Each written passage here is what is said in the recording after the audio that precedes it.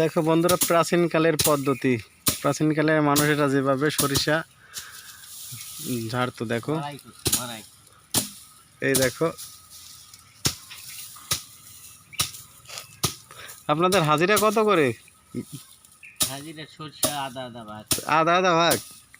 ও, এই যে দেখো সরষের মালিক, ঠিক আছে। দেখো, বাহ কত সুন্দর ঝাড়ছে দেখো, একটাও সরিষা নেই। বাহ, এগুলা দিয়ে আবার জ্বালানি হবে। সব উদলা বাহিনী দেখো। নেন যারা দিয়েছে নেন।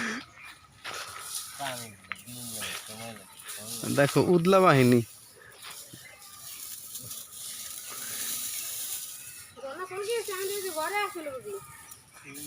তোমার সাহেব বলো